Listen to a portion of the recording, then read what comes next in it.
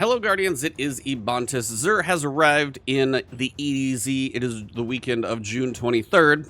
But before we get into everything, I want to thank the sponsor of this video, me, honestly. But no, really, it's like Advanced GG, and I got to do a collaboration on an ice shaker. And I've got like 4 or 5 of these things.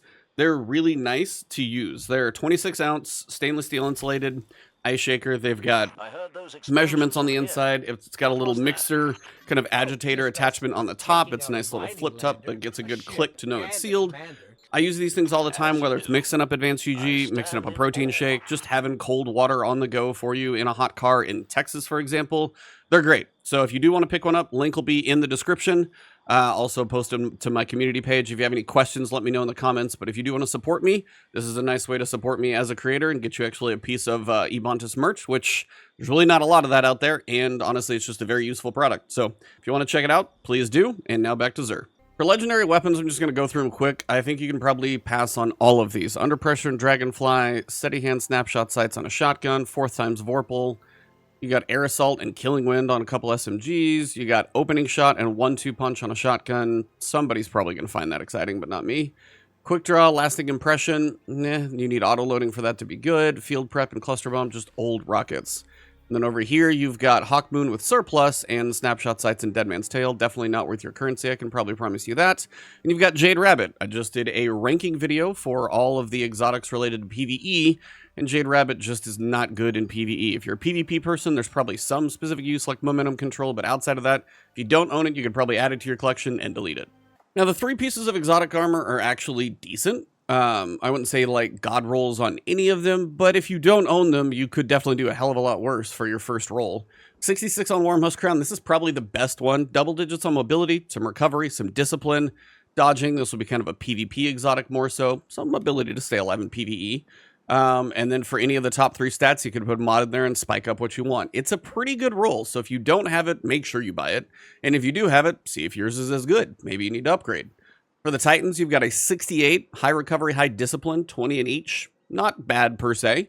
If you put a mod in resilience, you'd probably be sitting pretty good. If you prefer strength, you can mess around with this, see where your stats are. It is a 68 though, and it's not a lot wasted on mobility because you are going for ability uptime specifically on this exotic.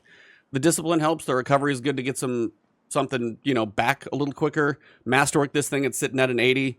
You could do worse. Like, you could probably do okay with this one. If you don't own it, good place to start. For the Warlocks, this is one for me that's kind of interesting. It is based around a super, Well of Radiance, and it's got a decently high intellect stat. You masterwork this one, that one's sitting at 20. The only problem is, most people don't get their supers back from intellect anymore. It's from kills and other things, so intellect's not that valuable. You do have resilience, which is helpful for PvE, where you're going to be using this mostly. Recovery is very, very low. If the mobility stat was where the recovery was, I'd be like, cool, you should probably own this. But unfortunately, I think you probably want a little more recovery for a Warlock, at least on one of your pieces of armor, especially your exotic.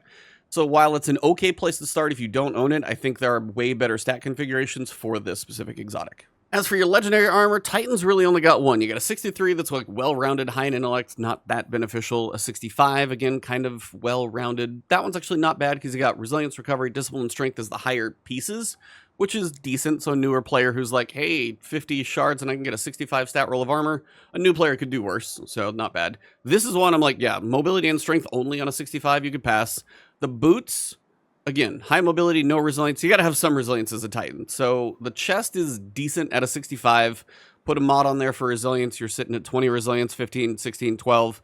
It's reasonable. Like a mod on this one for a newer player, you could definitely put some work into this one for a bit. So you get an Artifice armor, serve you pretty well.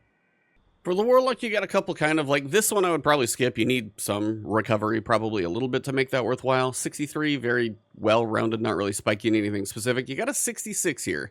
Mobility is a little high, but you got recovery, you got discipline, you got strength. If you're trying to boost up like your ability refresh with discipline and strength, give you a little movement. I know some people like mobility, some don't. I would prefer to see the mobility swapped with, say, like resilience.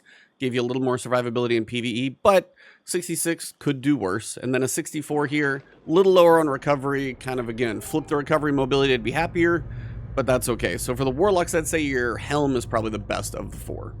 For the Hunter, you've got a couple. You've got a 65 here, high strength, low on the discipline, which I would like to see higher, especially for anything PvE. A newer player, though, it's an okay stat place for a Hunter to be. 64, very well-rounded little spike in strength. 64 with discipline and strength, not bad. Not much waste on intellect. Then you got mobility, resilience, and recovery. I actually like this 64 better than this 65, to be honest. And then a 67, actually, with recovery, discipline, some intellect, but again, a decent spike in mobility. So these, the Hunter has a couple decent ones. I would probably say the helm and the boots are the best. That pretty much wraps it up for XUR this weekend. So whether you're trying to solo flawless the dungeon, spend some time in trials, or Iron Banner, or whatever it is you're doing this weekend, have a little fun in Destiny or play Diablo. But again, if you have any questions about the Ice Shaker or anything from me in advance, drop a question below and I'll try and answer the comments quickly this weekend. So have a great one. If you are new to the channel and you enjoy the content, hit that subscribe button, hit the alert bell. I'll see you in the next one.